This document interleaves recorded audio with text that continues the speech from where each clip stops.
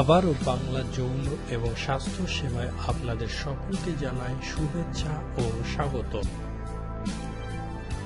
Test tube বেবির কথা হয়তো আমরা অনেকেই শুনেছি।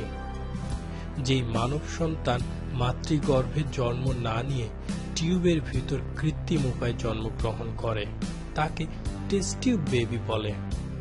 খবরটা অবাক করার মতোই। মাত্র 3 দশক পরেই মা ছাড়া মেশিনে জন্ম নেবে শিশু, এরকমই দাবি করেছেন একদল গবেষক।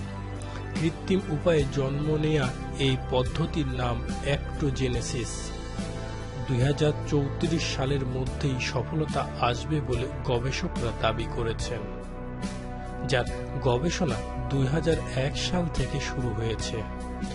গবেষকরা অ্যাক্টোজেনেসিস পদ্ধতির সাহায্যে এর আগে প্লাসেন্টা যন্ত্রে ইঁদুরের ভ্রূণ তৈরিতে কাজ করেছেন।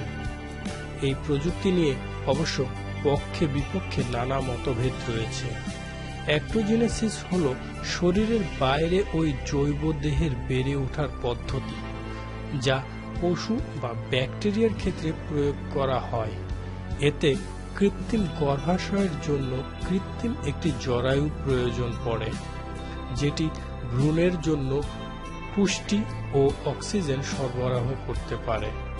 বর্জ্য অপসারণের জন্য কাস্টম বিল্ট বা অ্যামিনোটিক ফ্লাইডের থলির প্রয়োজন পড়ে। এসব বস্তুকে একটি প্লাসেন্টা যন্ত্র দিয়ে সংযুক্ত করা হয়, তাতে বিভিন্ন তার সংযুক্ত থাকে। এই পদ্ধতি চালু হলে সরোগেট মাদার বা গর্ভ ভাড়া করার প্রয়োজন পড়বে না। যৌন এবং স্বাস্থ্য সংক্রান্ত সকল তথ্য পেতে সাবস্ক্রাইব করুন আমাদের চ্যানেলে। আর দর্শক, কৃত্রিম উপায়ে জন্ম নেওয়া সন্তানের ব্যাপারে আপনি কি ভাবছেন তা লিখে জানাবেন আমাদের কমেন্ট বক্সে। ধন্যবাদ, ভালো থাকবেন, সুস্থ থাকবেন।